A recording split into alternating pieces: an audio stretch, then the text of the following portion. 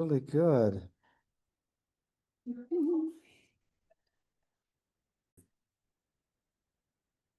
Recording in progress. Let's see. I was going to ask you, but this is patriarchy. So, Kristen, do you want to hit?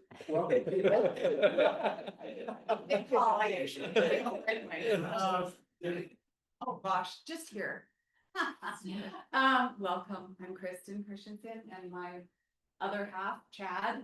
We're so happy you would all come tonight, and we are very excited because Amy Allebest is one of my most favorite people on the planet. We met a few years ago. Our kids go to school together, and then of course I read everything she wrote and listened to everything she does, and I'm just think she's brilliant, and I feel like we're so grateful. I'm so grateful that she's here today. And I'm grateful for the opportunity. Thank you. And then if you need anything, let me know. If you need water, we'll grab one. Thank you. Chad, where was the bathroom again? So the first left and then first left again. Okay. And if that is full, then go. So where is it? All right. Let me make sure that Amy will be there again. Let me squeeze in there. Welcome to our Think Again, Faith Again. So I'm going to check my notes here because my memory doesn't remember everything. So thank you again for Kristen and Chad for you hosting. We really appreciate it. It's very generous of you. Doug, thank you for suggesting Amy. Well, I guess you suggested Doug, right? No, I listened to her podcast and I suggested. Thank you. So, and arranged for the. And I also want to get Chad Kristen involved in thinking. We're here right now. Thank you. Thank you. Want to thank Faith Matters for hosting us on their Zoom. Who's familiar with Faith Matters? You. Okay. I'll talk a little bit about the end. We do have another board. I'm on the advisory board. So is Catherine. See you, Jana. Jana often hosts us. Thank you, Spangler. And my good wife, Jane, she's caretaking the Zoom. Folks, thank you for doing that. And thanks to each one of you. Because you make this happen. You make this worthwhile because we have a conversation. So that's a beautiful thing. So I was thinking earlier this afternoon, later this afternoon, about what the intentions are of this group. Let's see, where are you? There's a couple that came way back. Where are you? Like when we had Richard Bushman years ago. I don't know, that's like, I've been doing this for 13 years, so that's probably 12 years ago. No, I mean 11 years ago. So we used to have three rules, but I'm kind of thinking three intentions. So these are what they are. That you will feel and help others feel that this is a welcoming place. Okay. Wherever we are in our intellectual or spiritual journey. That's number one. Number two, we are interested in growing, learning, and community. And sometimes that takes sharing stories or insights that are painful or insanely positive. But we want to help hold space for it all and hold space for each other. And third, life is short. So let's laugh a lot and not take it and ourselves seriously. Right? Seriously, that's it. I've asked Melanie Webb to give an invocation, and then we'll turn the time over to Amy. And again, hopefully you read the bio on the website, but the bio, it's on the website. So Can I do that from right here? Well, yeah, I can read this. Great. Dear Father God, thank you for blessing us with a sanctuary where stories can indeed be told tonight. Thank you for those who have brought us together and have created this platform to make it possible. And we know that each of us come to this from a different background with different questions and yearnings and desires. And our desire is that our souls be fed, our intellects be fed, and that we continue to be inspired to ask questions and be curious and find joy, which we know all of the above are gifts from you, that we can enjoy our experience here in this planet and in these skin suits. And we know that all good things come from you, and hope that we can leave here sharing goodness with the world. And we say this in the name of Jesus Christ. Amen. Thank you. This is actually really, really special for me to be here. I haven't spoken in an environment like this. A little bit? Yeah. Yeah, is that okay? Your face was being hidden. Oh. By your laptop. Yeah, Thanks. this is very exciting for me. Before I start, I don't know if all of you already know each other, but if you don't, just in case, just take a second to introduce yourself to your neighbor, because this will be somewhat interactive, like a class where you're making comments and talking to your neighbor. So just take a second, turn to whomever you're sitting by and say hi.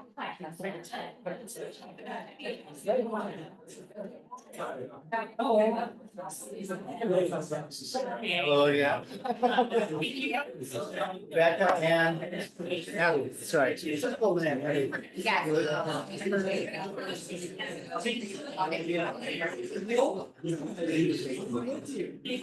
Okay,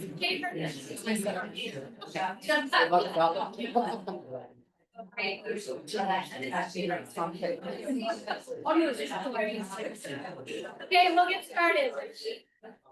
Good, I'm so glad you at least are kind of on a first name basis with each other, so you can share as we go along.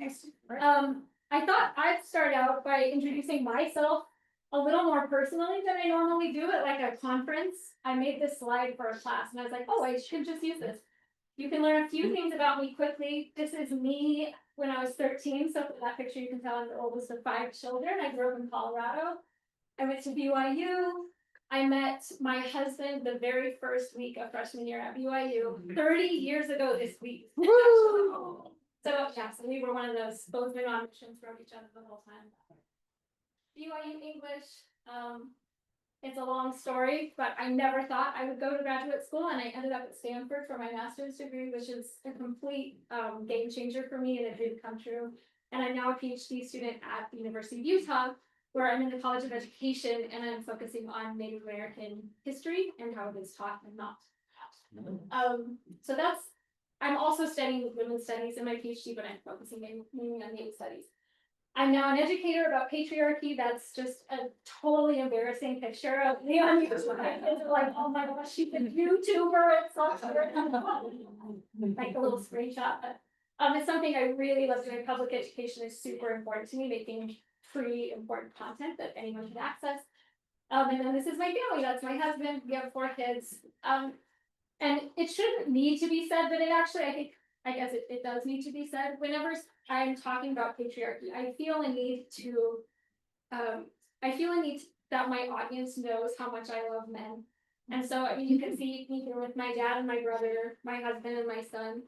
Patriarchy is a system that harms everyone. And so when I talk about breaking down patriarchy, I'm talking about the whole human family, looking at a system, analyzing it intelligently and compassionately, and breaking it down carefully together so that we can build a system that works for everybody, including my son just as much as my daughters, everybody, the whole human family. So I want to establish that. Okay, so before we dive in to talk about patriarchy, we're going to start at the very, very beginning. What is patriarchy? Actually, before we do that, I'm glad I threw this slide in here. I did throw the slide in here at the last minute, and I'm glad I did because in the introduction, we talked about sharing stories. Because I'm kind of like a trained historian now, sometimes the history is so fascinating to me that sometimes I don't include the personal story. So I'll throw this in here too.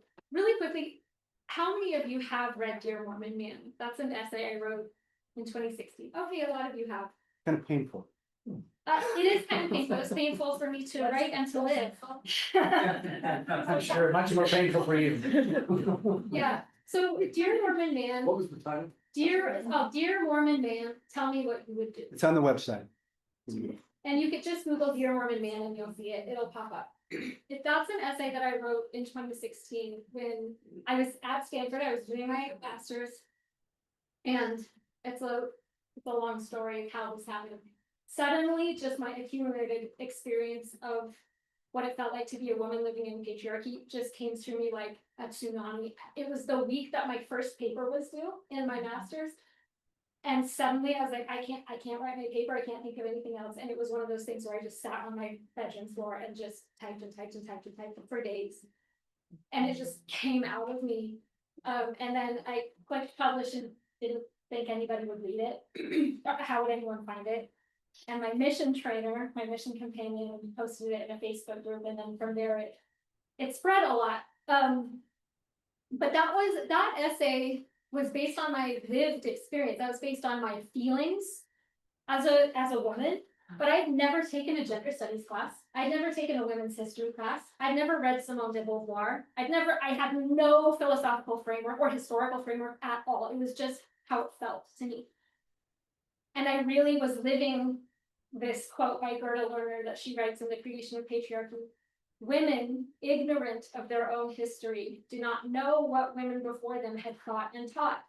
So generation after generation, they struggle for insights others had already had before them, resulting in the constant reinventing of the wheel.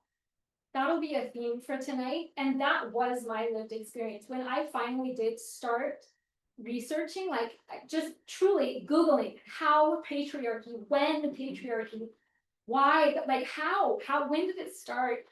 What were the different iterations of it all over the world? And as I read, people have been writing about it for hundreds of years, and I read things that women had written 200 years ago that were in my diary.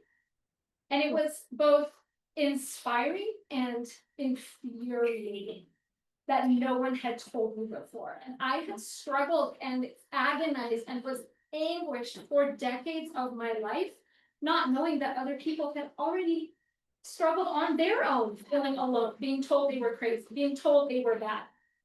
And so it was really powerful for me. And this quote is very, very special to me. So basically, I wrote Dear Mormon Man. I finished my master's. I needed to know more about patriarchy, and I couldn't find a PhD program that would teach me what I wanted to know. And so I decided to start my own. I bought a ton of books. I started reading them, and I decided to share it on a podcast, and that's what Breaking Down Patriarchy is. Basically a free graduate level course in women's studies. So you are welcome. But it's stuff I needed to know anyway, so I figured I'd just talk in a microphone and did, wasn't too much extra. So what is patriarchy? Before we talk about it, that's literally the government of Pakistan or of Afghanistan. What is patriarchy? It's really important to know before you start talking about it tonight and anytime you're going to talk about it. So turn to the person next to you and try to define patriarchy in like a sentence or two. An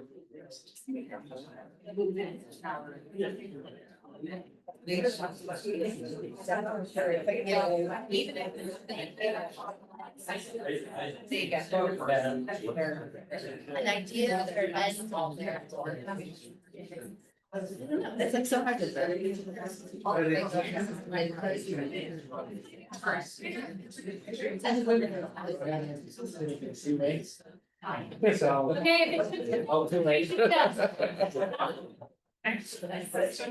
Were you able to articulate something that felt right? Okay. Yeah.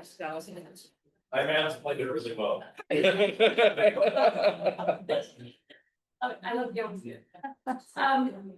It's very basic, but I emphasize this all the time. One of my goals tonight for you is that you'll have increased vocabulary and frameworks to be able to have more successful conversations about gender and about patriarchy. And my biggest piece of advice that I tell people is agree on a definition before you even start a conversation, or you'll talk past each other. And we'll talk about that more as we go too. But I mean, just case in point, if I'm asking this room tonight, if I say fill in the blank, patriarchal, what do you just think? Blessing, right?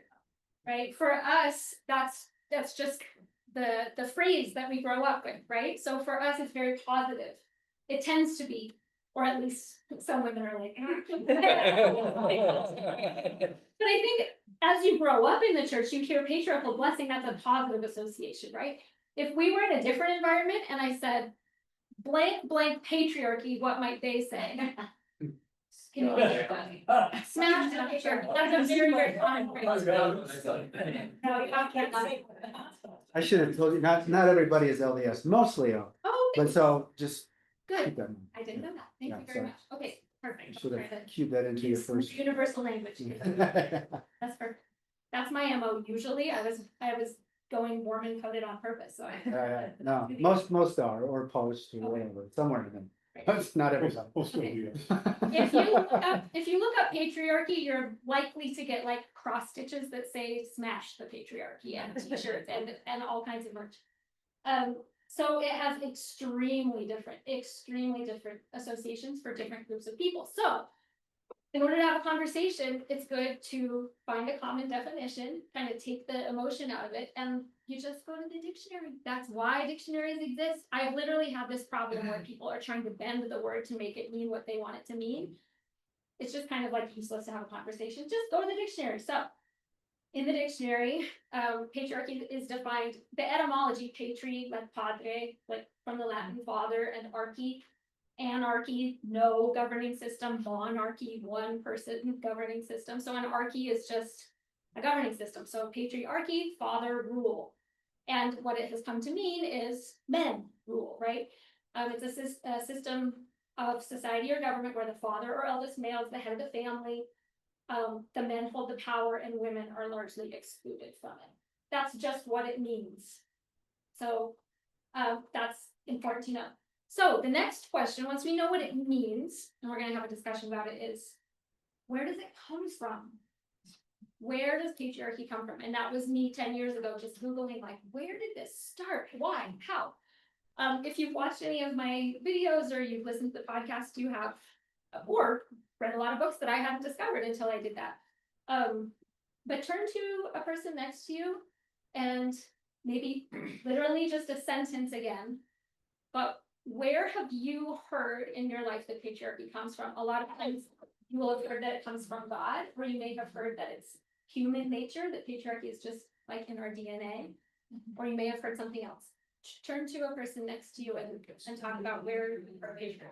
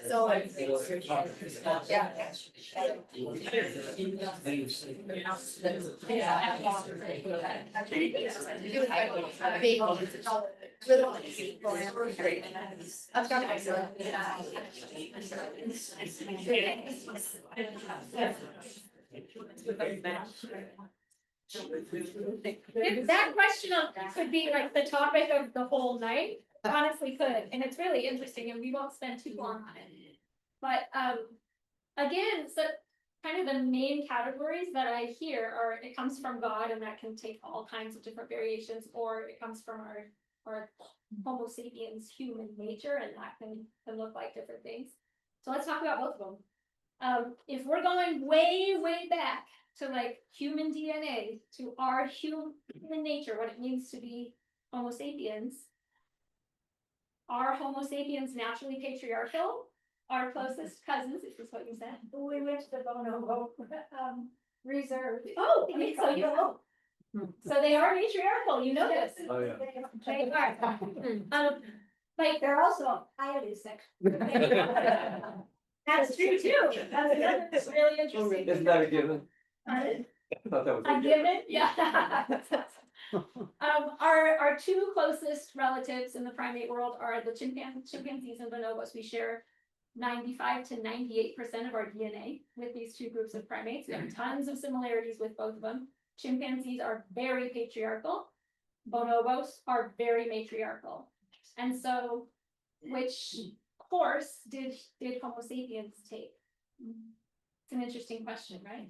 So let's move up a little bit in history.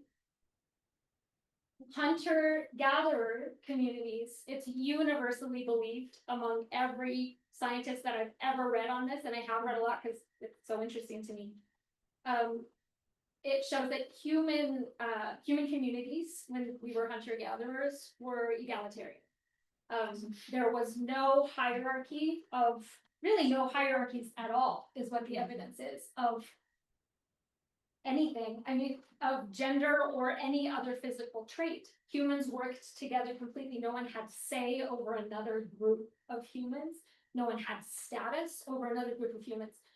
So for thousands of years, humans were completely egalitarian. And there are hunter-gatherer societies still on Earth. There's a lot fewer of them now. They tend to be extremely gender egalitarian also. So when did patriarchy start? Oh, actually, no, before I get there, a few other bits of evidence. Here's the thing, it's hard to know exactly because if there's no written records, if you can't read what their laws were, how they interpreted what their religion was, and how they were thinking, we don't know. So it's just archaeologists and anthropologists making educated guesses, right? But here's some more evidence. The earliest art that humans made is goddess art, or it's female art. I guess that's our interpretation of it, is that they look like goddesses. But even as we get farther along, where you do have some interpretation that the humans were writing, you can see their goddesses. And so they very much valued the feminine. This we can tell even without written records. Every culture has a creation story. I mean, every ancient culture has a creation story that involved a mother. How would it not, right? Like, I mean, based on your lived experience, where does creation come from? It comes from humans. It would not make sense to have a creation story without a mother. So how did patriarchy start? What people believe, and this is again kind of universally is what I've found, is that it came from farming. So when people settled down with the agricultural revolution between 10 and 12,000 BCE, people started having more food than they needed. They started acquiring more than they needed. And that's when all kinds of hierarchies developed of social class and of gender. So that, and it happened over a long time in a lot of different places. That's just kind of what started to happen. But again, it's just people guessing. Once we get written records, that's where we can finally see, like, okay, this was the law, it was written down, now we know what people were thinking. So if you think back to high school or college, some of our earliest written records, the Code of Hammurabi is one of the earliest laws we have. By the time people started writing things, patriarchy was already entrenched. So you have things like men buying women as brides, right? Kind of men controlling the marriage relationships. Women and all their property belong to their husbands. Totally unequal punishments for crimes, where you see men, like if there's sexual misconduct, a man would be fined, a woman would be executed, for example.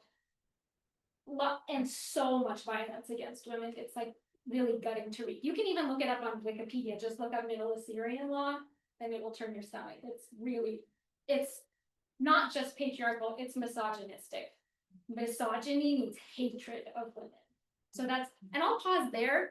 I don't use the word misogyny lightly. If I hear like misogyny of the LDS church, I personally feel uncomfortable with it, because benevolent patriarchy is extremely different from, if you look at the meaning of the word. Misogyny means hatred of women. And I save that for where it really does exist, because it does. And so that's a label that I kind of feel strongly about, that distinction.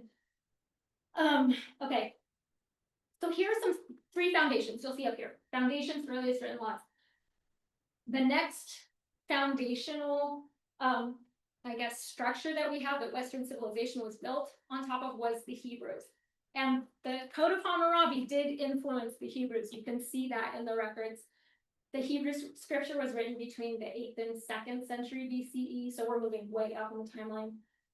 The only ancient religion that had a father god but no goddess in the creation story, Adam, in the creation story that was written and that persisted. Adam's the main character, he's the sidekick, and a woman is the one who brings sin and evil into the world. And then you have in the record, Adam is cursed, quote, because thou hast hearkened unto the voice of thy wife. That's why he's cursed. And then it's written, he will rule over you. It's just overtly patriarchal. That's just the way it is. That's what we inherited through the Bible. The next foundational piece is the Greeks, where women had no legal personhood, were assumed to be part of the household, and then the male headed the household. And then you have Aristotle saying things like the female is a mutilated male. The relation of male to female is by nature a relation of superior to inferior and ruled. Yes. I wonder how you, just given your education in this area, what do you make of the whole idea that Adam essentially gives birth to Eve in that previous, in the Bible story, as the only example of, A man a giving man, birth. yeah. Yeah, that is interesting. And it reminds me of also like in the Greece where Athena is born from Zeus's head. And she says in one of the big Greek plays, like, I am not of a woman, let's be clear. Like, I'm from my father, Athena. Athena, the the goddess of Athens, right? She's like, ugh, women. Like, right, but this is a man writing her. And the Bible is written by a man. So haven't given a ton of thought to Adam giving. Just coming from man. Right, instead of as a way the rest of humanity. Yeah, yes, it's extremely patriarchal, and that would be consistent with the way, for example, that the Hebrews, when they would move into a place, they would stamp out cultures that worshipped goddesses, right? So goddesses were purposely written out of ancient records. That would be consistent. I'm gonna keep moving on here because we're gonna start talking about some other things. I'm kind of setting the stage here. These foundations are like, this is me and my 3 girls when we were in Spain when they were little. And these places in Europe, you've probably seen them, or like in very, very old places, are cool because you can see, it's hard to see here, but this is a pillar that's like shoulder level, which means the base of the pillar is below street level. This is Roman. And then our tour guide pointed out that the capitals on top of the pillars were from the Visigoths. And so you have Roman foundations below street level. You have evidence of the Visigoths. Somebody, built these arches. Then up here you can see when the Muslims ruled Spain for like 1,000 years. And then on top of that, you have a Catholic bell tower. So you can see the history of Spain in a building right in front of your eyes. And the way buildings work, this is another building. This is the huge cathedral in Seville. And as we were walking past, we're like, wait, that's a Latin inscription. And sure enough, the foundation stones under the Catholic cathedral are pagan. They're Roman stones. So when they got there, there was open land, and somebody decided to build, the Romans decided to build, a building. And hundreds of years later, then when Christians came, or actually this was built by Muslims because there's like a minaret there too, so it was a mosque at some point. Why would you go get new foundation stones if you have really good foundation stones already there? And why would you go to the extra work, right? And spend all that energy remaking something? Just use what's there, right? So they built on top of it. Cycling is very cool. It's actually, to be efficient, it's really smart, right? That recycling. But sometimes what you end up with is cities that don't work for the people who live there anymore. And so it begs some questions. Would we build a city like this now? It's very constrained for the people. It doesn't have, like some of them don't have electricity, they're crumbling. So what do? Do we remodel? Or do we bulldoze and do we start over? And obviously this is a metaphor for ideas, right? If you read early Christian church fathers, there are direct quotes from Aristotle, direct. They took the stone, they assumed it had already, just always been there, right? If you show up to a place and you see that there's a building and you just start building, you're not thinking about like, well, wait a second. Like, is this gonna be the best thing? Maybe. And then once people show up, they just think it's always been that way. The other thing is, I think if you've only lived in the city you've lived in, that concept of city maps onto your mind. And you almost can't even imagine anything else, right? That's just what city is. And you don't think about how, if you had open land, would you build it this way? So I want you to think about that in terms of our gender norms. So I want to pause here too and just do one more vocabulary word that's important to me, because there's a social movement that looks at the cities that we've built on top of sexist foundation stones and says, we need to address this. This is not working. This is harming people. And we don't know, should we remodel or should we bulldoze it? And that social movement is called feminism. And I don't care if whatever, you can identify as a feminist or not. It depends on probably your family, the way you grew up, whether that's a bad word or a good word for you. But the definition of the word feminism is the advocacy of women's rights on the basis of the equality of the sexes. It's not so that women can rule over men. That's not the goal of feminism. That's the dictionary. That's not me making that up. That's saying this isn't working. This is harming us. Can we do something that's fair for everybody? Now, again, does that mean we like retrofit what we have already? Do we like put a potted plant and change the curtains and like, kind of make it work? Some people think yes. Let's remodel. Let's make it work. It's going to be too painful to bulldoze it. I understand that, and I think maybe that's sometimes a good approach. I can also understand the approach that is radical feminism. The word radical means root. That's all the word radical means.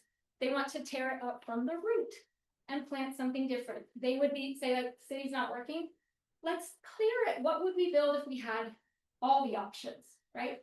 That's actually all radical feminism means. It's from the root, tear it down, start again.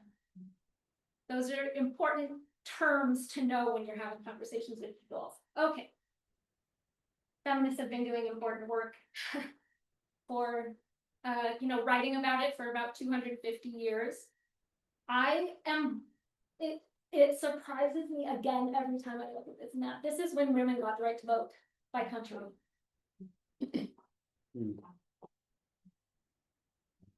That's what feminists have been, that was the major hurdle for 200 years.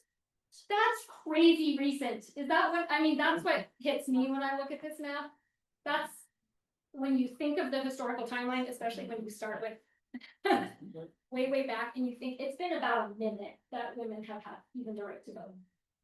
Where's 1976? And the women's there above Australia? What would that be? I don't know. New Zealand? 1964 is New Zealand. Sheesh. I am afraid I'm not. That's amazing. I always say my chance. 1979. Yeah. Where's 1979? Saudi Arabia was the most recent in 2011. Women's rights. Yeah, I think 2017. 2015, something like that. Okay. Alright, sorry. I'm wondering if also, you know what I bet they are? They got it earlier and then it was revoked and they had to do it again. Because I know Australia was, I think, the first. I think Australia was the first, and so the fact that that's 1902 with an asterisk means they went backwards and then had to go forward. And I know that happened. Yeah, that is what it is, because I was going to say Sweden, the same thing happened. Okay. Okay. So all of this is to just build foundations for some questions that I want to discuss together. What we have inherited, what has been built for us, and we were born when we were born, and our consciousness is woke up and went like, who am I and how do I fit into this world, right? This is what we got. We woke up in this city that was built over the course of, throughout time. And what we have now is still a patriarchal system pretty much everywhere in the world. This is just the example of Iran a couple of years ago. But what we have, and this is again another like helpful framework for me to talk about patriarchy, is de jure and de facto, because you have a hodgepodge all over the world, and also in your own communities sometimes, like in certain realms, it's actually quite egalitarian. In your home, it might be different. In your church, it might be different, right? It's helpful to talk about it in terms of de jure law, like where patriarchy is the law, and de facto, which is it's still in the culture. There's not necessarily a law. It's if you think of obviously like segregation, school segregation in the United States prior to Brown v. Board in 1954, it was the law of the land that you could segregate children by race. After Brown v. Board, it was no longer legal, but people just kept doing it. So it was de facto. It wasn't any better, but it technically wasn't legal anymore. So shout out like you're in a school class. Would this be de jure or de facto? De jure until a certain point and then de facto. So we've got Wilson here. So this is all women couldn't vote, let alone, women had no like right to civic participation basically until Wilson here. So that was de jure, and the rest after that is we still can't elect a woman, so that's de facto patriarchy. Okay. How about this? Top many richest people in the world are all men. De jure or de facto. And your generation. She said generational wealth. So again, if we had a map of, or not a map, but if we had like a graphic of richest men throughout time, we would be able to do the same thing where women couldn't own property. They couldn't own their wealth as soon as they got married because of the laws of coverture. All their wealth, even if they inherited a birthday present, your Christmas presents, all belonged to your husband when you got married until 1848, I think. No, later than that. Your body. It was in your body belonged to your husband, exactly. So until a certain point, women could not own wealth. And so again, it's only been in the left and west. So this is de facto patriarchy now. How about this? This is, that's ours. Patriarchy exists everywhere. That's our special patriarchy. If you're LDS. This is the Southern Baptist Convention at the top, and that's obviously the Catholic Church. So is that de jure or de facto? Doctrinal de jure. It is, yes, exactly. Because it's a private institution, the government, they have their own laws, right? That's the law, because of separation of church and state, the government can't enforce, their gender norms. So this is de jure. This is the doctrinal laws within these institutions are patriarchal. None of these institutions allow women into top leadership positions. That's the Southern Baptist Convention. Yeah. They've gone through purging congregations where they have female pastors. Indeed. We didn't even have Islam up there at all. I have a different slide that has, it's everywhere, Yeah. and Orthodox Judaism, and even, it's everywhere, Okay, so let's talk about this one. Now we're gonna dig in on the LDS Church a little bit. And I just wanna point out, like, looking at this image, one thing that comes to my mind is how generic it feels, like how comfortable, like that's the default, right? And so I just want to show you as a thought experiment this image. That looks better. Well, it's all women. It's not very clear or big. That's all women. It's the same image, but if it were flipped, my daughter just did this. She just like replaced all the men's images with women pictures. They're different. We say first difference. There is more puzzle. I just show you this. Sometimes when people see it, again, if it were and theory, it would have a bigger impact. But I want you to think about for a second, for regardless of gender in the room, and it will be different from gender, how would it have affected you if you had grown up seeing this?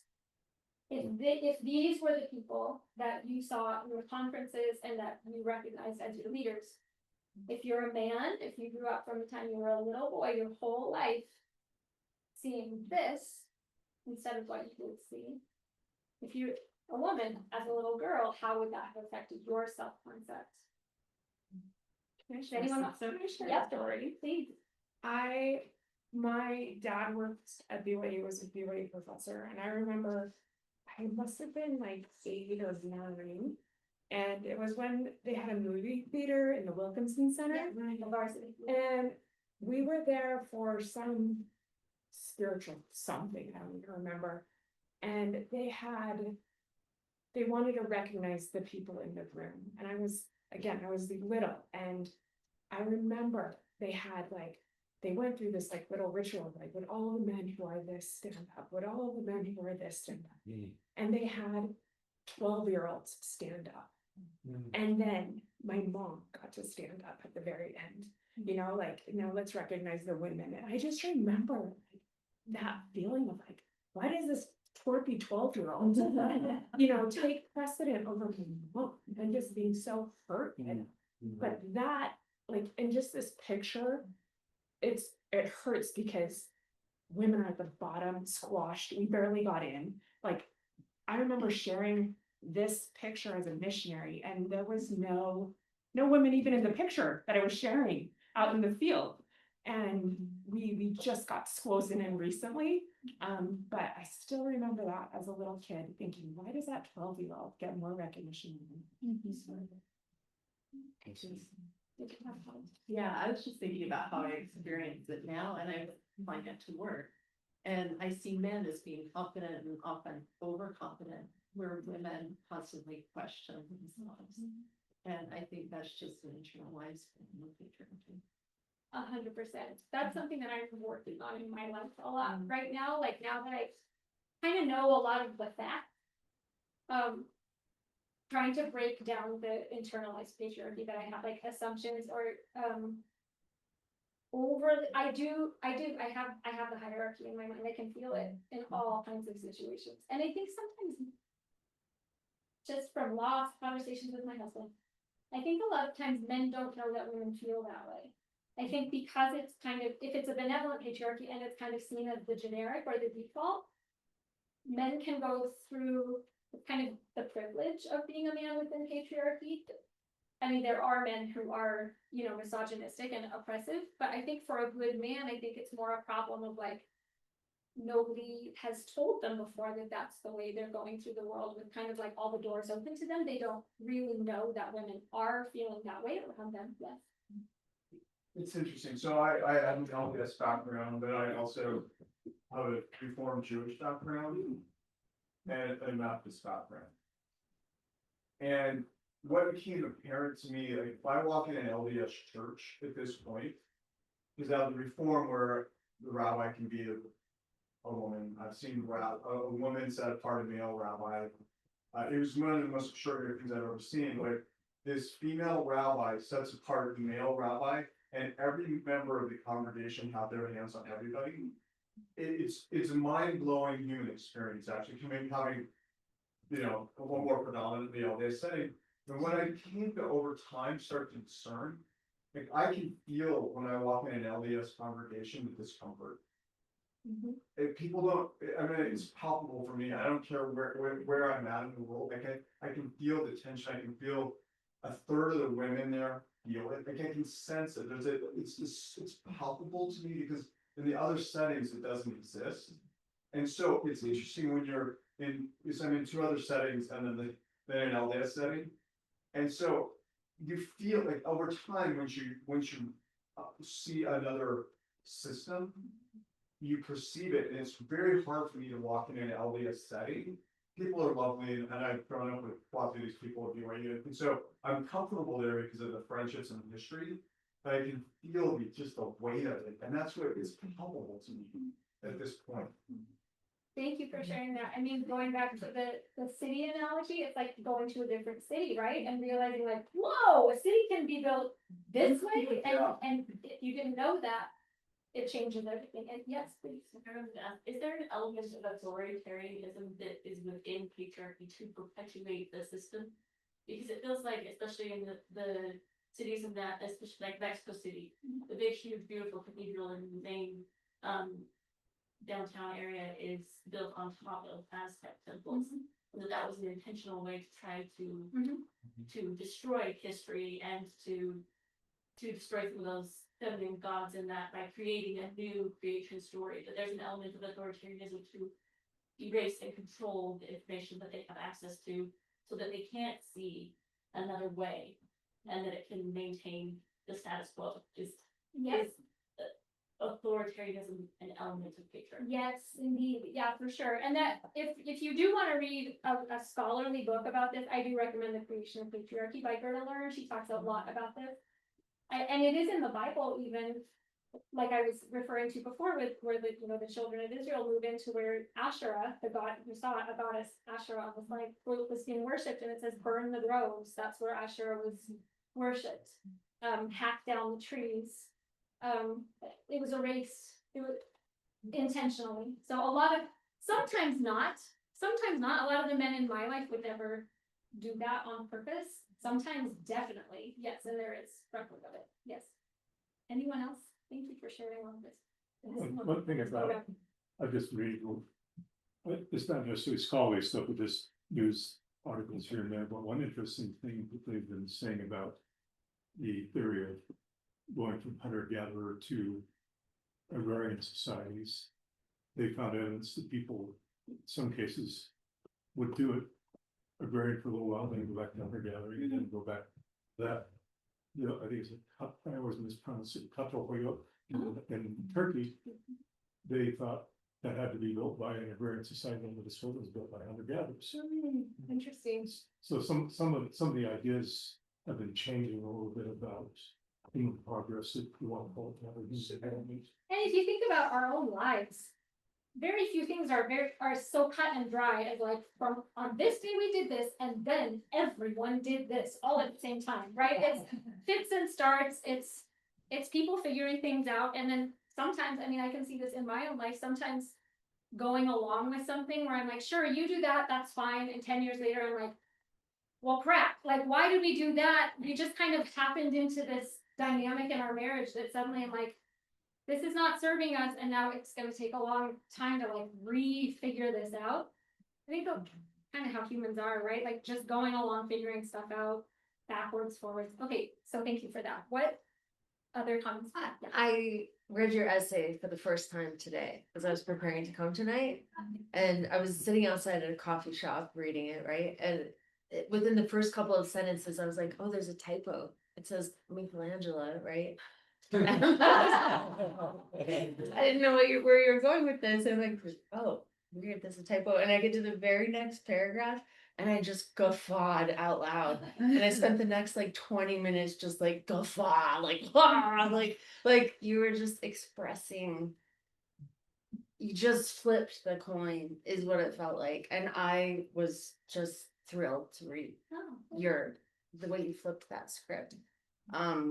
And it makes me think so much about, I lived in the South for a little while, and it's just so similar to a racist experience that people have in terms of like, if this is all you've experienced, you don't know that something different is even possible. Like your very opening sentence about not knowing history, because it's never been something that's shared or passed down, whether from the men or the women in this system. Anyone else? Yes, one more thing, sorry. So I study psychology in that, but I'm just wondering, what does it say about human nature? If this is such a pervasive system across the globe with so many different cultures and stuff, what does that say? Because we know human tendencies and things like that we can watch, but what is it particularly about patriarchy? Or is that what we're trying to figure out essentially, like, what is it that makes this stick? And I think that is an ongoing question that scholars are grappling with. I would say one framework that's helpful to me comes from Rianne Eisler, who wrote The Chalice and the Blade. And she talks about partnership cultures versus dominator cultures. And patriarchy is one feature of dominator culture. So, I mean, yes, to answer we asked the question at the beginning, like, is patriarchy natural? Is it in our DNA? And I would say there's conflicting evidence, because there is that evidence of like, Humans were not. For tens of thousands of years, were not. But then once it caught on and once those dominator cultures started coming in and burning the groves and killing all the people and rewriting the script, and men started to put themselves in positions of power, patriarchy is global, it's everywhere. And so that there is evidence that says like that has to be sort of in our nature too, just like all other kinds of domination that humans tend to fall prey to. Bigger, stronger humans tend to dominate and oppress disadvantaged humans. That's just, it has to be some of the darkness in our nature somehow. So I think there's evidence for both.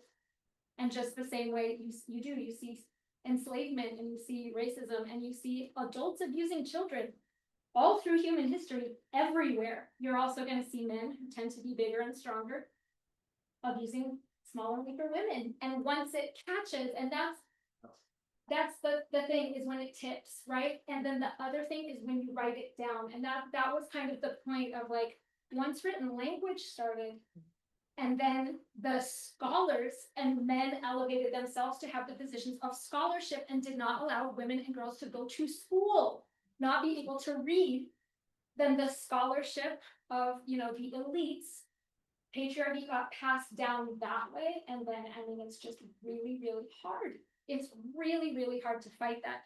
When, again, if you have it in your religion and your government, and in the arts, and in the sciences, and in the economy, it's in every part of society. And that's why it's taken a while. And that's why that map is the way it is, that women have had to fight that, because once it gets into law, it's really, really hard, because then you're in the position as a woman of going and saying, please, can we vote? And if it's in the law that the only people who have the power to say yes or no are men, they never have to let you. It's true, and it feels that way in religion too. I know I have felt that way going into bishops' offices and stake presidents' offices, and this is the story that led me to write Dear Mormon Man, was a situation in our state that I was being absolutely ignored. I had no voice, I had no structural power, and so I was completely dependent on whether the men in charge wanted to listen to me or not. They did not have to structurally. I had no voice. I have no voice and no vote structurally. So it's just bishop roulette, whoever wants to listen to you. And it became so frustrating to me that that's what finally broke, and just the lifetime of experiences of becoming aware of like, I have no structural power here. So yes, Kristen, I was gonna say, right now I'm in Hollywood State, and for my last 6 months ago, I sent out an anonymous survey to all the women in the state, and I just said, what are you feeling right now? And the responses, because it was anonymous, just outpour of, I don't feel seen, I don't feel heard, I feel the patriarchy is suffocating me. But with it was this ... but I can't say this out loud. Kind of a thing. I can't say this and really say, I can't say this in a talk. I can't say this to my leader. And so then I went through each different ward and talked about these responses. And it was interesting when I would get up there and I would just even mention the word, I would say, you'd be surprised to know that 30% of these responses, or whatever the percentage was about patriarchy and how it affects them and how they feel not seen. Oh, I feel like I have never, this visceral effect from some women, like I've had more shut down from women than men. And I just feel like, oh, it's just overwhelming and frustrating. And they want to defend that so deeply. And even if I say the word, it's like, it's you just can't talk about it. That and politics. And you did this with the state presidency, and that response was completely surprising to me. Yeah. Just didn't see it coming. They were shocked. They didn't see it. Yeah. Good word. No, That's it brought up, it was a mixed bag situation, and so it was, I don't know if it was good or not, but I was very surprised how they were willing to be vocal if it was anonymous and their name wasn't, in fact, a couple of women said, I don't know if it's really anonymous, I hope so. Yeah. You know, but they did, so. Yeah. That doesn't surprise me at all. I mean, I'm guessing it doesn't surprise anyone either. Yes. I think from my own experience, the waking up to it and finally grappling with how much it's impacted me my whole life. That is a dark night of the soul, and you know that from the article you wrote. And so I think these women defend it because it feels safer to defend than to have to face the reality of how it's harmed their whole life. I agree, and the sacrifices you have. empathy for both. Yes. I guess is what I'm saying. Thank you so much for that, and I absolutely agree with that. I had had the same experience of like a fire breathing, the fire breathing dragon response is for women, actually not men. And I do think it is because I'm thinking of the specific women who, to your point, how would they even confront their life if that's not true? Then they made all those sacrifices in vain for nothing. They gave up their career, they gave up their so much. I mean, it would destroy the life choice that they made. They have to hold on to it. Here's the other thing: we're all swimming in this water our whole lives, right? Patriarchy is so effective because we all believe it. Like, we all believe it, we internalize it. And so I think some women too just have maybe a more just believing nature, and that's just the way it is. And so they've done all of the mental gymnastics to make it work for them, and they don't want to look at it. I early on got into the male world because I majored in mathematics. So by high school, I was one of just a third of the class's girls. We spent 3 girls and 6 boys. But I also, then my career was working with more men than with women. And I found myself now, when I'm talking with women and the way that they talk, and I say, if you want a man to listen, this is the way you have to do it. State what you want. This is what it's for. This is what I want you to do, and forget all the rest of it. But I do divide the world that way, and the way people communicate is that, and I realize women have to tell all the story because they recognize I might not get another chance for it to say anything. But it's really, communication style. I very much follow a male model because of my experience. That's really a really important point. I've heard it put that women have to learn men, and men don't have to learn women. So women learn to code switch in a way that men don't. And that's just another example of male privilege, which again, it's not the fault of any man who's in this room or any man. You're just, everybody's born into it. It's nobody's fault. But a man can go through their whole lives not realizing that the women are working so hard to like, okay, how do I say this again so he'll listen to me in a way that he doesn't have to do, at least certainly not at work or at church. Yes, please. 2 things. One, working in tech, there's nothing more permanent than a temporary solution. And I love that. 2 fish. Say that again. There's nothing more permanent than a temporary solution. And 2 fishes are swimming, older fisherman buys, hey fellas, how's the water? And one fish looks at the other and says, what's water? So like, there's just this fundamental truth that you don't even have words to explain what it is until you're already tempered by it. Yes, thank you so much. Yeah. But then going off of that, I jumped out of the water for a minute. In Texas, I decided to go to another church for I started Allebest, and I went to a non-denominational Christian church. And the first day that I was there, they were blessing the children for school, and they'd go up in groups, and different people would bless them. And the first 2 men were blessing the children, and then the third one, a woman blessed the children and prayed to Mother God. And suddenly I was like, like you said, like a city exploded in front of me. It was like, oh my gosh, we could have cities like this could be where I go to church. Like, anyways, I feel like it's beautiful to wake up and recognize that, oh, like this is the water I'm in. Yep. And look what I could do. Look what we could do together as a group of people. Anyway. Yes. So it's exciting too. Like, I feel like there's beauty in this, and it's exciting. I don't know. I see how much it is affecting my husband. I see, it's not good for him either. none of us are happy in these cities, you know? Anyway, so anyway. Yeah. Thank you. We need to wrap up soon, so we have time to socialize and get refreshments, I think. No? I don't think there's refreshment. Okay, well, I'll go for just a few more minutes. I have some. You got till 9. Okay. What time is it? It's, You got time. okay, I thought it was a. Come on, girl. Okay, okay. You got it. I have some questions, some other questions. That I'm open to talking about whatever you want to talk about, so if you have something else that you want to ask or discuss, please feel free.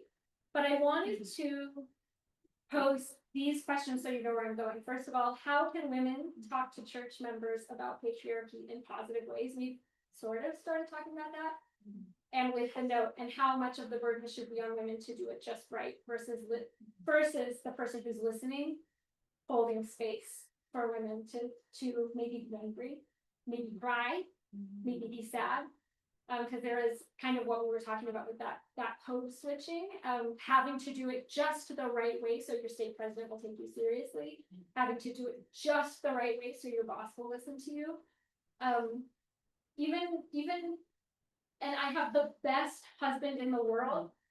He's my best friend. I adore him. He's so supportive. And we have had some hard conversations where, again, it's just his default. And he feels, even if I try so hard to use I statements and like, it's hard for him to not feel criticized. It's hard for him to not feel like I'm saying he's a bad guy. It's just hard for him. And I so appreciate when he is able to put aside that and just be like, just let it out. Just let it out. You can say it however you need to say it so that you can, when he makes space for me. And then I have another, those are my ideas. I'd like to pose that to you. What do you think about this? How can women talk to church members about patriarchy in positive ways? And I do have a slide next that's coming that with some ideas that I found to be really helpful, but I'll go to it. What I find difficult about this is what you both said a few minutes ago, which is like, as a woman, you can be sitting in Relief Society and you hear the crazy comments being made about men not getting to give birth, so they need the priesthood to be of service to others, right? And that's when my dragon comes out, and I'll try to temper it, right? But you say something, and it's crickets in the room. And so you do feel unheard, you feel like a pariah. At least I just feel like, oh, I just said it again. I just like opened my big mouth and like now everyone's just sitting there uncomfortable, right? Like, so I don't know how to talk about it in productive ways in this state. Any ideas? No, I don't have ideas either. I was just gonna say, like, just the way that you started the conversation by saying, I love men. Like, just to make sure, like, you have to lead with that, for men to even sit and listen for a second, like we have when we would. And it's true. We do love men. It's not about bumping men out of the way. It's about standing next. But I think in that situation too, the same was for the women. It's not just like we talked about, women get awkward when we push the envelope and lean into, when she says, I don't know how to talk about it. I think that's a beautiful thing. It's everybody else that is awkward with it and not your word. You did exactly what felt good in your heart and you brought that out. And traditionally, other people aren't in that place to be able to hear that and have that resonate. Yeah. Or they do and they're just not willing to voice it. And I don't know about some of you, and I finish this out really quick and I'm about to be yours. I know that there have been other issues where I was far behind in my evolution, in my personal evolution, and I would hear comments and I wouldn't be ready for it and I was uncomfortable. And then a year later I'd hear another comment, oh, interesting. And that's what helped me along on my path and helped my heart to change. So sometimes we make the comment, it's crickets, we're like, oh, I hate this, and maybe there's someone in there who's ready for it, makes the world of difference to them. Maybe there's someone else who's not ready for it, but you were number 3 on the 50 you know, they need 50 and you were number 3 and help them get there eventually. We'll go. Well, to build on what you just said, I think it's important for, and this has been a long process for me. And that is to recognize there are many different paths to enlightenment as there are people, and each one has countless steps. So to be sharing or talking as though you have reached enlightenment and you were trying to present it in such a way is not beneficial to yourself, at least. It wasn't to me. So always trying to come back to what is my personal experience at this moment? What have I learned up to this point? What questions have I come to start asking? And if you can, I find that if I can share from that place, instead of where, you know, I'm so sure that now, you know, I know, that's one thing. And it does, oh gosh, it really takes so much practice, and it's agonizing at times because people are hurting. And I think when we're in a setting where we're aware of the pain, because we felt that, we feel it, I'm aware of a lot of pain in this room. But at the same time, the pain is coming from many different places and many different steps. So a lot of times for me, it's how do I honor that pain? Be a space for that pain and acknowledge my journey and own it and be okay about, I don't know. I know that this does not work. And here's my experience. And this is tough. There was a recent, it really shocked me. We had a recent gospel doctrine lesson. We have 3 teachers. My husband's one of them. He's great. And the most conservative of the 3 is a woman who really goes hardline on follow the prophet. But she herself is dealing with things aren't what she expected. Several of her daughters are no longer involved, and it breaks her heart. And it's hard for her to shift away from thinking, I just need to get them back in the church. Well, now her granddaughters are questioning why am I not passing the sacrament? Why, you know, and she's finally broken through a barrier of we can't talk about this. And her entire lesson was on are women equal at church? Shocking. It was one of the most nuanced but painful discussions I've ever heard in our gospel. And there were many women contributing. It was a fascinating discussion.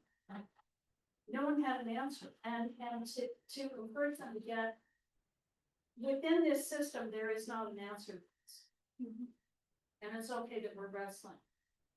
And it was the best we could do, whereas not that long ago, it's like, we need to find an answer. Interesting.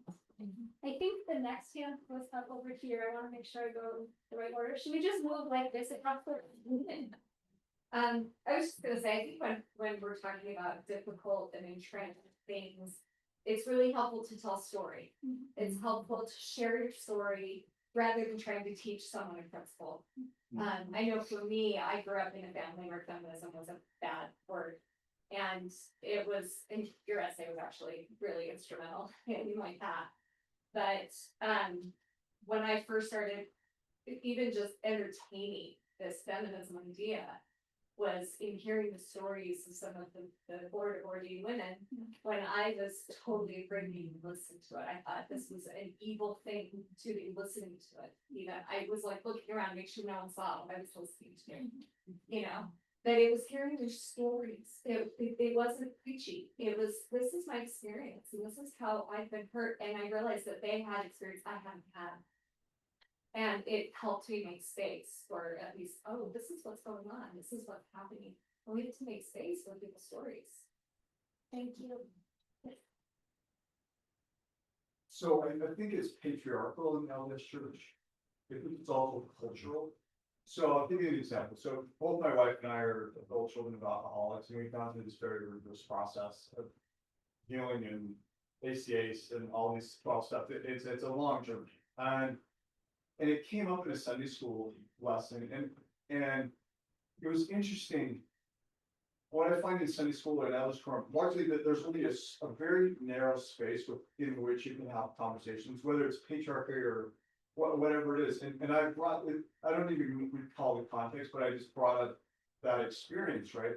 The teacher she literally had no idea what to do with it. And she just kind of just jumped on the Book of Mormon. You know, it's just like this, and you're sitting there and you go, oh my God, like I am completely alone in this space. And it's shocking. Like, and I think it happens for men and women, but I think it's not just, I think it's the patriarchy. I think it's also the culture that we haven't created Sunday schools and I don't know, maybe society, maybe it's much more open to actual real conversations. That we did. We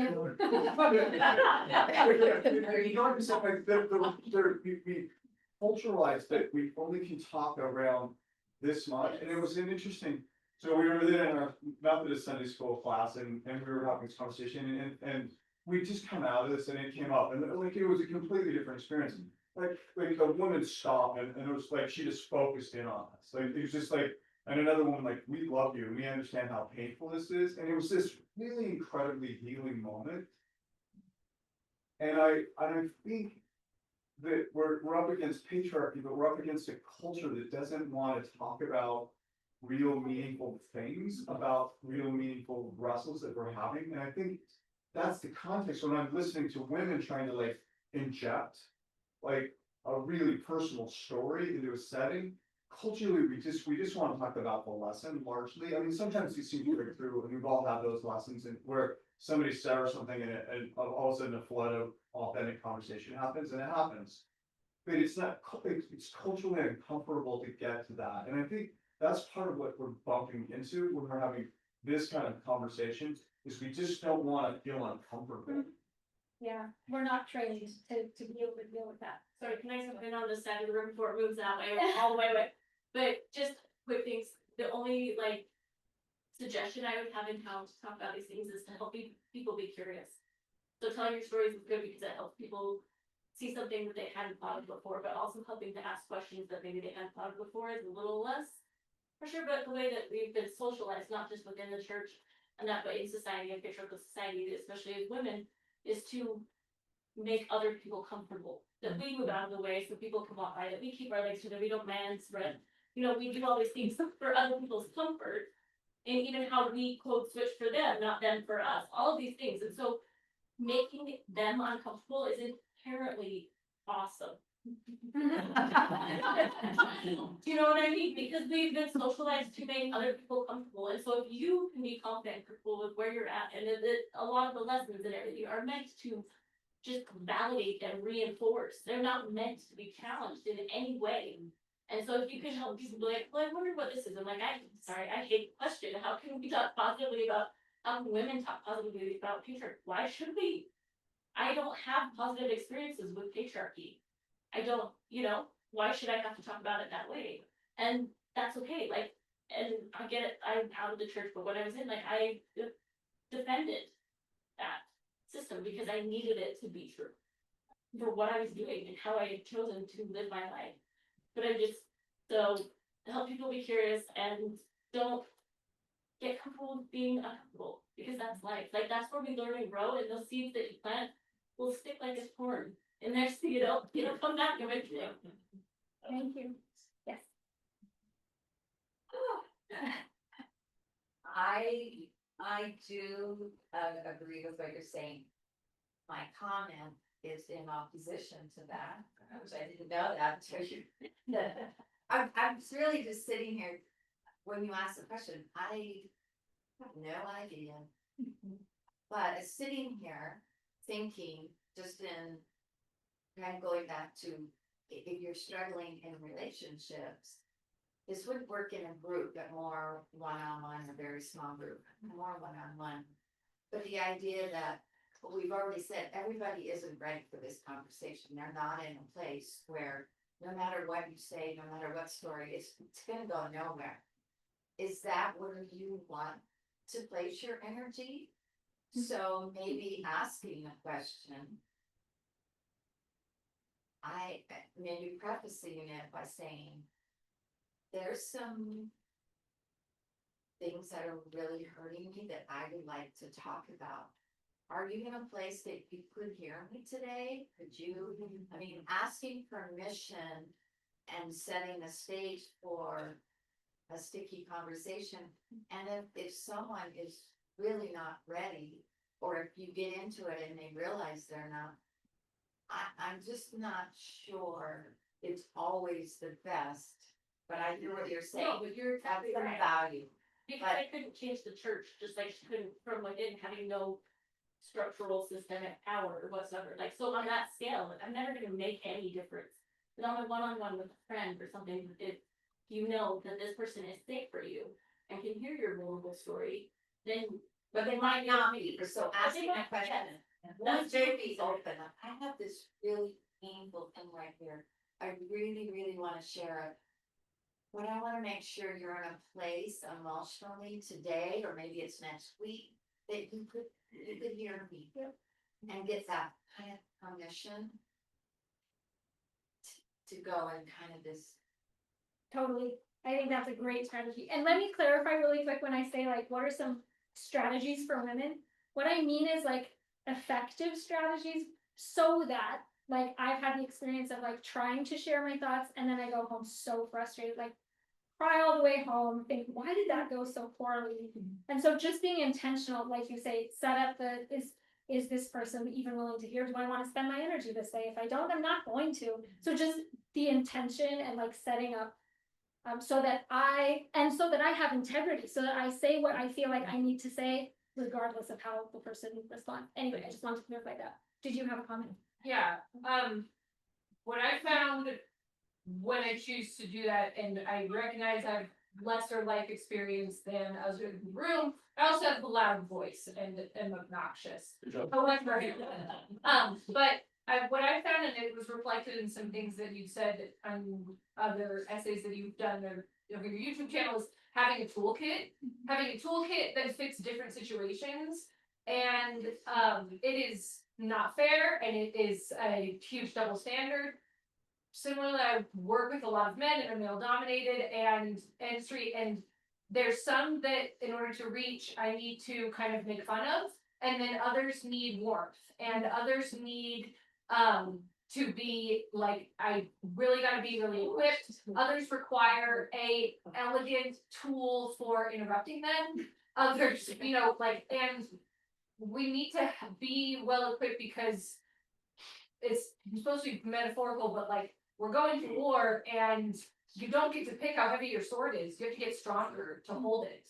And so we need skills to be able to reach, because maybe, one member of my state presidency will respond to joking around, and others will respond to warmth, and others will respond to a stern voice, and others will respond to a story. And shutting up has not given me a ton of peace of mind, but figuring out my tools has made me feel like I've been able to move some needles, and that's been really gratifying. Awesome. Thank you. Yes. Yes. Just very briefly, first of all, it's gotta be so frustrating for you as a presenter on a topic that has such an emotional reaction for people, because we all clearly have so much we want to say and we're not gonna hear enough from you. But I with all deference, I want to say the question is flawed, because it says what can women do, but the reality is that in a structural institution like the LDS Church, men need to be the one. That's my next question. Thank you. No, I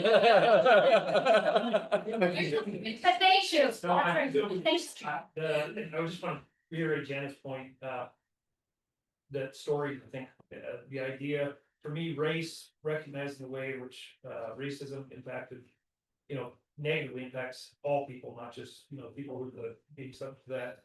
And gender is the same thing. My darling wife, a few years ago, it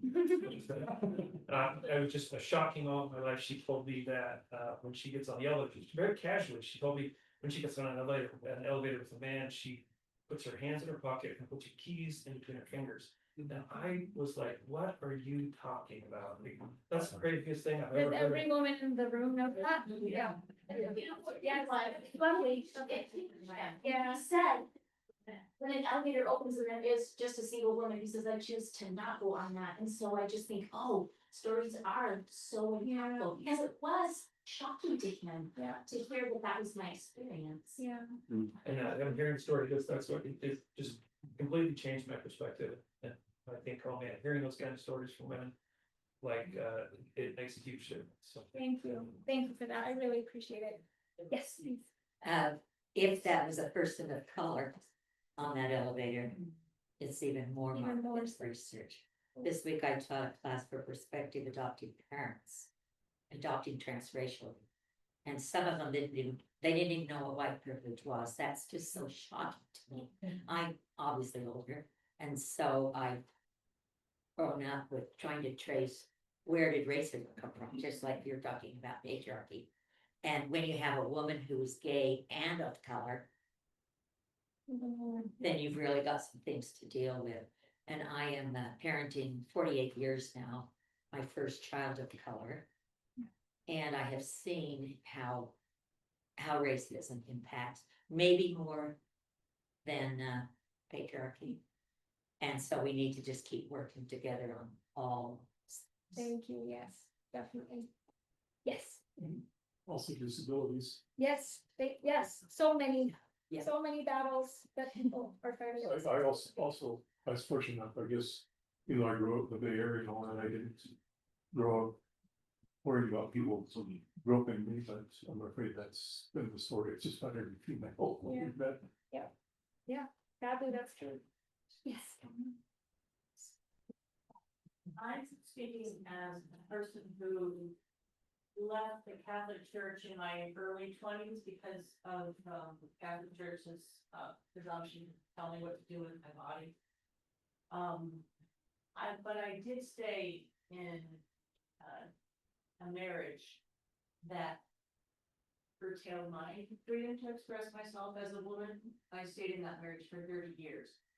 So I understand, what it's like not to leave and the control to stay. And so I asked, I'm particularly curious, having been raised in this LDS community, what is compelling to those who have stayed?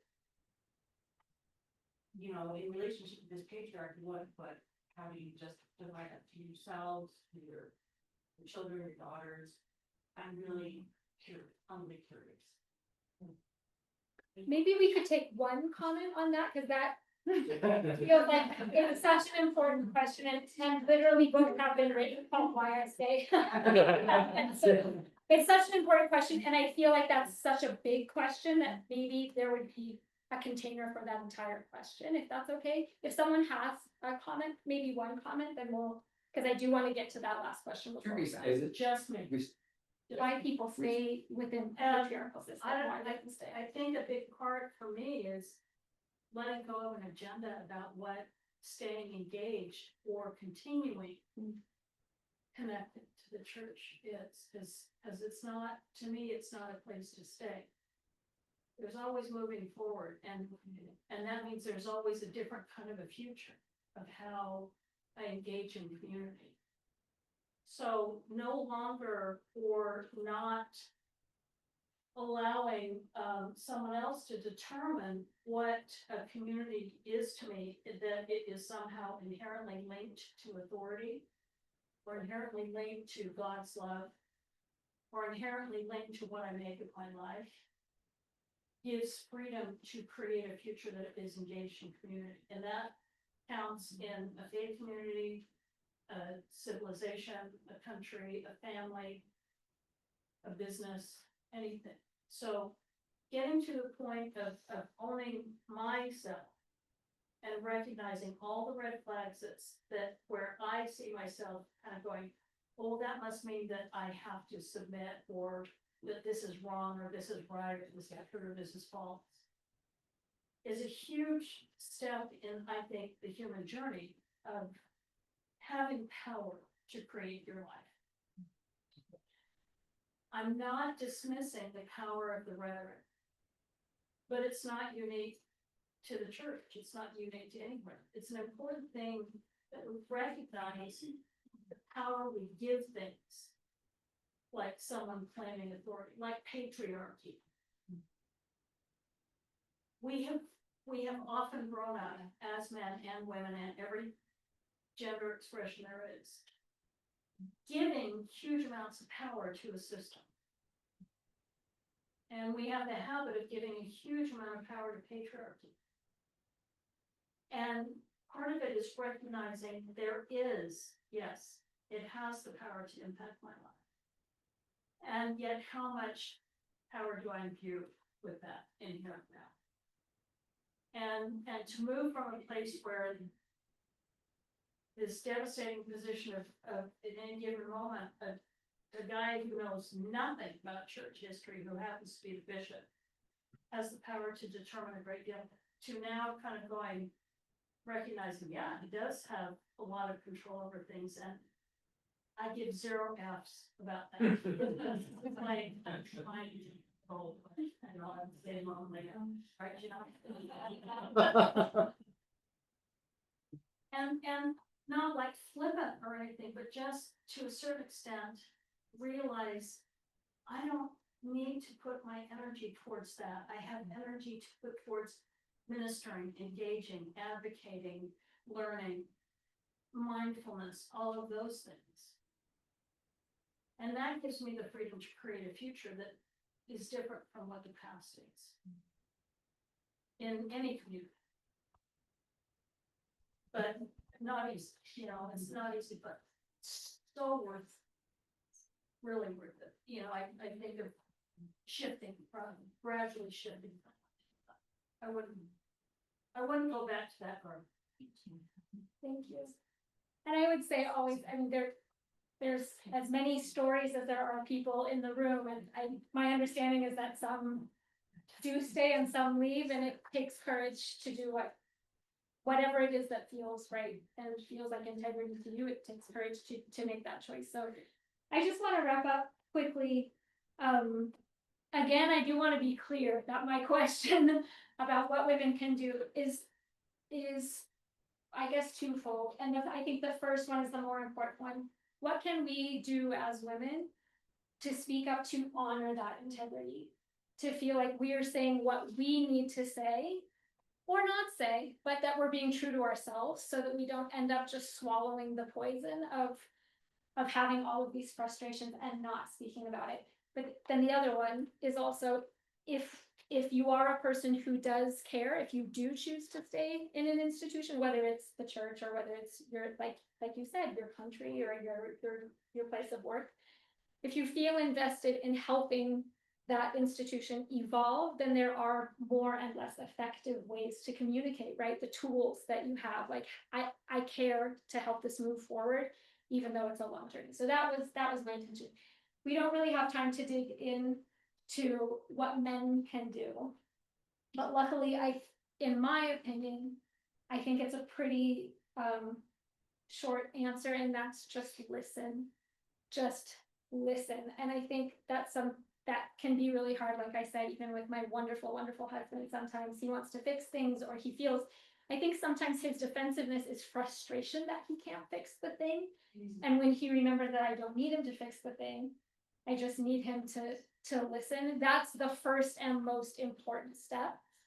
I would say though, also for men who are in a position of privilege, which you are pretty much everywhere you go, whether it's in the church or, like I said, any other institution, listening is the first step and most important, I think. But secondly, speaking up, because not just in the church, but yes, in the church, there are many, many places where there are only men in the room. Only men have access to the levers that change things. That's still true in a lot of circumstances. And so I appreciate the men who like kind of privately afterwards say like, wow, that was really good. I appreciate what you said. What I appreciate even more is a man who speaks up in a room full of men, whether maybe it's a locker room situation for young men about the way women are being talked about, or whether it's in high priests or something, and say like, I'm not comfortable discussing this about women unless there are women in the room, or it's a bishop's council, it's a ward council. I've had men come up to me and say like, I resigned from from my calling in protest because it was a bunch of men talking about what the Relief Society was going to do. And he said, I'm out, this is not right. I mean, if you can identify places where you could make a difference, sometimes we really can't. We actually really can't. It is similar to before women got the vote. We can beg and plead, and we can make our voices heard, and there are certain things that only men can do still in this world, so we need that allyship.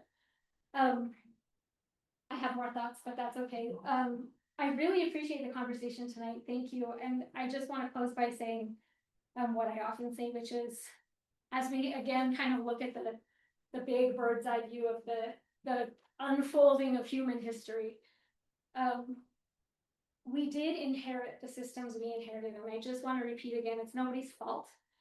And we aren't responsible for what we inherit, but we are responsible for what we do with what we inherit, and we have a very short lifetime to make a difference.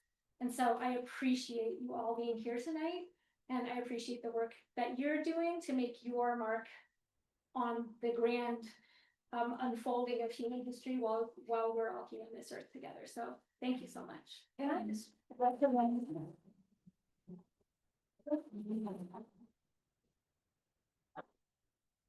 recommend to the podcast series. And I love the double meaning of breaking down picture. But you might have to listen twice because they're very scholarly. Thank you. Well, thank you. It is They're great. It is Just great. listen. Anytime, so 3 times. Thank you. So that's it. That was amazing. Let's give her another hand.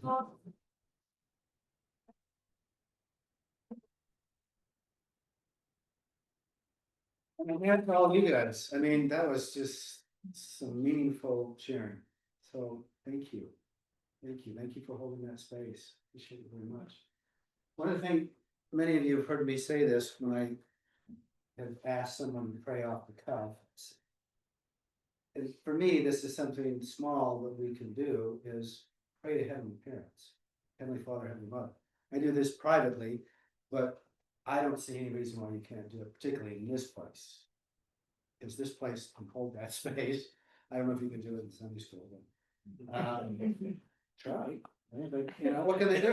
Excommunication. There's worse things, but I think, you know, Rick was saying when you asked the question, what is it, why do we have patriarchy? Well, people believe it's from God. And if we start at the root of that, I mean, I think the evolutionary part of it's a big part of it too, but if we start seeing God as both, I think that's a step in the right direction. That we can, there's no reason why we can't do that. So if you're here, always feel like you can say those words. So it'll be fine, even though you record. I don't think they pay much attention.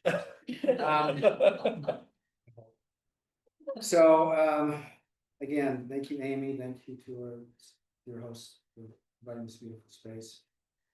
Chad and Kristen Christensen, Doug, thank you for the suggestion and helping arrange all this. Appreciate it. Jane, thank you for taking care of the Zoom. So again, Faith Matters, who's sponsoring I was around long before Faith Matters, but they've been kind enough to offer their big Zoom thing for us, so I appreciate them. We do have Restore coming up, and I don't know how many have been to Restore. It's kind of a remarkable gathering. It gets bigger by the thousands every year. So the 2 headliners this year aren't LDS at all. Arthur Brooks, you probably have heard of him. He has a thing in the Atlantic, How to Build a Better Life column. I think he came out with a book similar to that recently. And then Sharon McMahon, who is a wildly popular podcaster and New York Times bestseller book she's had. So I love that they keep pulling people outside our faith tradition to have both things to say culturally, not just about religion. Like last time, if you use the discount code they've given me, TAFA25, you get 10% off tickets. And then if you're having trouble still with those tickets, then contact me and I'll arrange somehow to get you there. on advisory board, so. But I think you would find, I mean, they'll be talking about these kind of things too. Not in the vein last year, just, wow. Yeah, she was pretty strong about the patriarchy. and things That's that on she YouTube, you treated. can watch it. Yeah, you can You watch it. On the page. Yeah. page from last year. So, you know, we feel strongly that we need to keep touching on that and restore and those kind of issues, so love to have you come. When I asked Amy what would be a good closing song or hymn, one that she liked, she suggested Love One Another, right? So, you probably know that song. Kristen, you actually play the piano and you got me my accompanist. I never did get the skill of leading music. If somebody wants to start, okay. Well, I need somebody to start us on key, that would be good. Piano will take care of it. It's a short song, so.